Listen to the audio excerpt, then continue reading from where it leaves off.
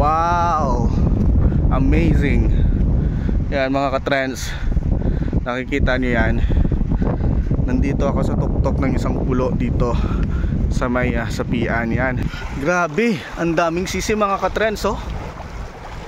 Yan, masarap kainin niya kasi fresh na. Yo, what's up mga ka-trends? Andito tayo ngayon sa may sapian Capiz, kung saan nag-vlog tayo dito noon. Tapos nag-trend dito sa Capiz. So bumalik tayo ngayong Holy Week para pasyalan ulit itong beach na to. So makikita nyo mga ka-trends. Ayan. Ayan, malinis yung tubig mga ka-trends, crystal clear. Yan, oh. Ang linis ng tubig. Tapos yung bundok na maliit, pwedeng puntahan mamaya. Aakyatin natin mamaya yon. Tapos dito makikita natin na maraming sisi. Ayan, ibinibenta yan ng mga taga rito sa palengke.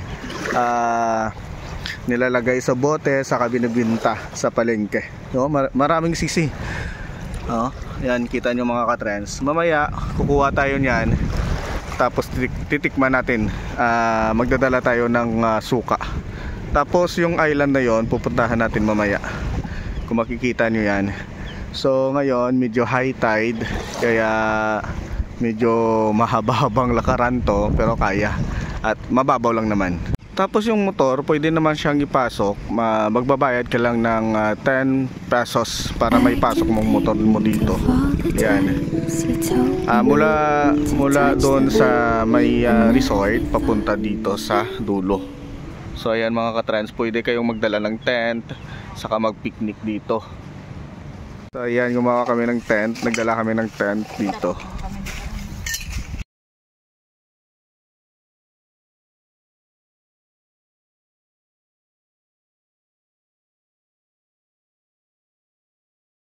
So ayan mga ka-trends, try nating akyatin ang bundok na yan, oh.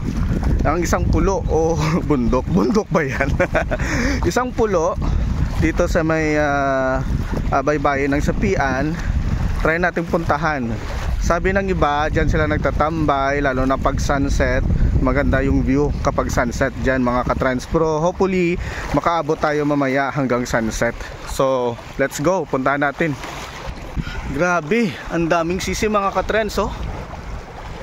Yan, masarap kainin niya kasi fresh na fresh. So nandito na tayo sa isang pulo. Dito din sa baybayin. Yan, oh. Yun, doon yung baybay, yung seaside. Tapos ito, yung maliit na pulo. Tara, akyatin natin. Kasi magandang view dito, eh. Saka baka may signal. Try natin mag live mga ka-trends. Yan, so adventure. Isang place na magandang i-develop. Saka sana hindi to mawala. Kasi isang magandang spot to, eh. Itong maliit na pulo na ito. Yan. Wow, amazing. Yan mga ka-trends, nakikita nyo yan. Nandito ako sa tuktok ng isang pulo dito sa may sapian. Yan. Doon meron din doon, oh. May isang pulo din doon na pwedeng mag-picnic. Yan, punta tayo dito sa baba.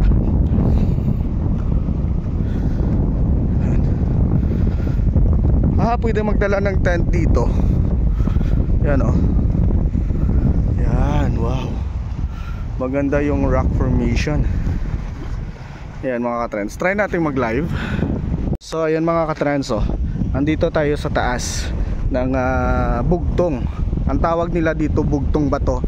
So marami nang pumunta dito kasi makikita natin may mga may mga na-engrave na mga pangalan, si Mary Jane, si Peter, may mga love pa.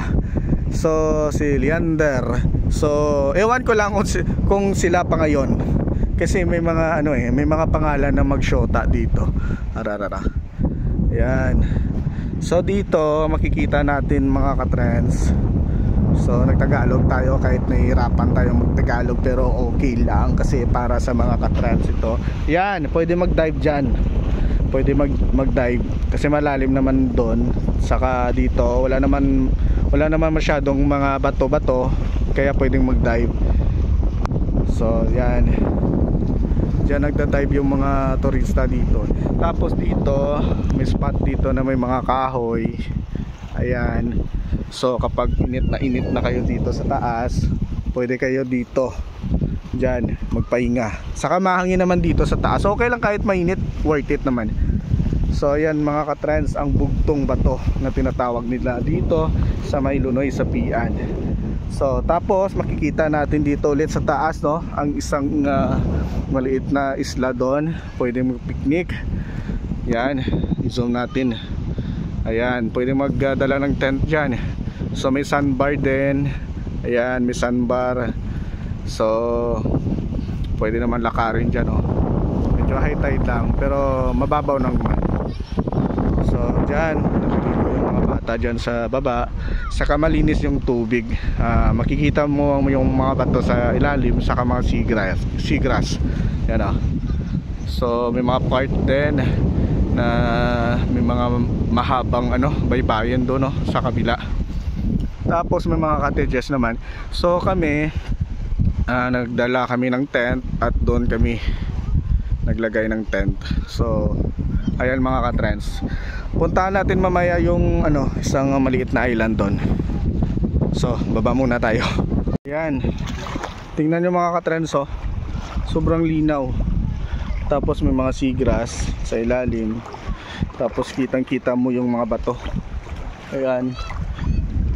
Ayan, oh. Try as hard as I might to flee the shadows of the night. It haunts me and it makes me feel. Good morning, good morning, good morning, good morning, good morning sa Pian. Hello sa Pian Capiz. May video man kami. Oo, thank you Jin. So ayan mga katrans, medyo high tide na. So plano namin mamimingwit kami ng isda. So may dala kaming pangbingwit. May dala kami ng kapatid ko. So pupunta kami doon mga katrans. Kahit saan lang. Sumaka ako dyan kanina eh. Umakyat pala ako dyan kanina eh. So ayan mga katrends, sasaka kami doon, oh. Ganito ako mag-vlog. Dapat may may palatawan. So pupunta na kami sa taas. May pain ka na? Ha? May paon ka na? Ano yan? Ano na? Props? So mga katrends, madalong pala dito. So madalong pala dito. Mag-aakyat tayo dito. Hindi ako kabalo mag-aakyat.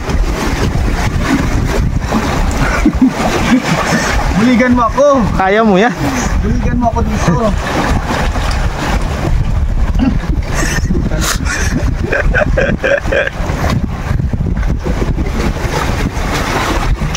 Malaki ka na.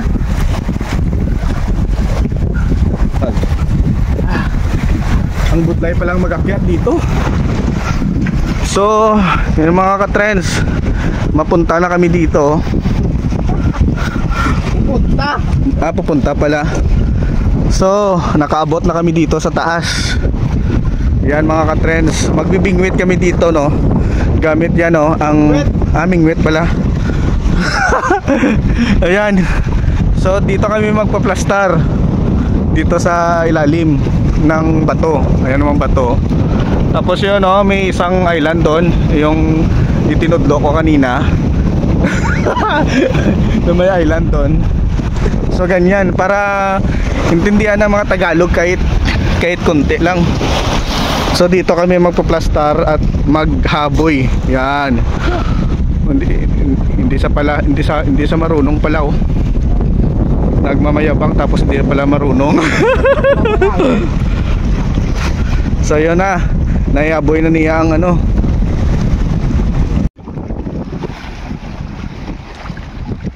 So ito mga ka-trends, low tide na sa wakas. Hinintay natin mag low tide para makapunta tayo dito at ma-videohan natin. Kasi kanina hindi ako makalakad kasi sobrang lalim. Pero ngayon, ayan, makikita natin yung bugtong bato dito mga ka-trends. Tas yung isang maliit na pulo doon. Pumunta ako kanina doon kaso hindi ako makadala ng cellphone. Tapos kanina malalim doon. So ngayon pwede nang lakarin, pwede na magdala ng cellphone. Tapos doon sa mga bato-bato na part, pwede kang magdala ng ano, ng suka para makakain ka ng sisi, yung tinatawag namin dito na sisi. Yung nilalagay sa bote saka binibenta sa palengke. So yun mga ka-trends. Yun. So yan, sobrang linaw. Gamit ang bato, try natin kumuha para mapakita ko sa inyo. Yan. Ito mga ka-trends, try natin kumuha. Mas maganda sana kung may kutsilyo eh. Yan. Yan ito, may laman. Yan, fresh na fresh oh. Ito yung sisi. Yan. Sarap. Approaching. Andito na tayo malapit sa may pulo. Kanina sinakyan namin yung balsa na yan. Kasi kanina abot yan ng tubig. Tapos doon ako humiga sa punong kahoy kanina nung high tide. See, nakikita nyo ba mga ka-trends, kulay pula yung mga bato dito. Ayan o. Yan.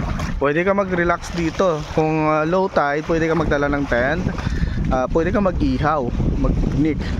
Basta low tide lang. Kasi kapag high tide, abot ng tubig hanggang dito eh. Kanina, hanggang dito yung tubig sa may punong kahoy. So ngayon, low tide na. Ayan, pwede na ulit. So dito ako tumambay kanina eh. Diyan oh. Diyan sa taas, diyan ako natulog. So nakaka-relax ang lugar na to mga ka-trends. Yan, punta tayo dito sa dulo. Ayan oh.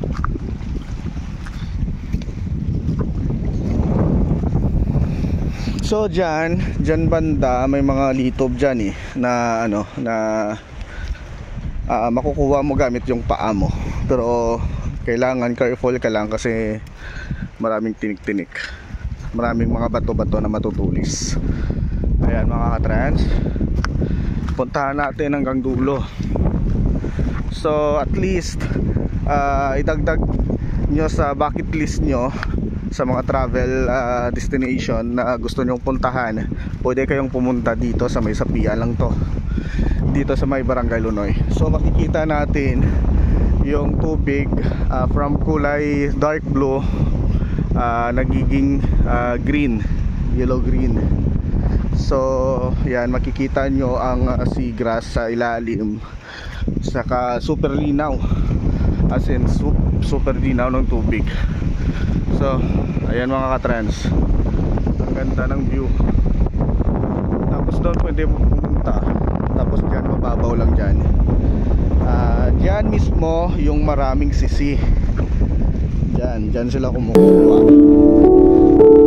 But how can I try to hide when every breath and every hour I still end up thinking of you? And in the end, everything we have makes it worth the fight. So I will hold on for as long as leaves will soon grow from the bareness of trees, and all will be alright in time. From waves over overgrown come the calmest of seas, and all will be alright in time. Oh, you never really love someone until you learn to forgive. I never thought that I would see the day that I decide if I should leave or stay.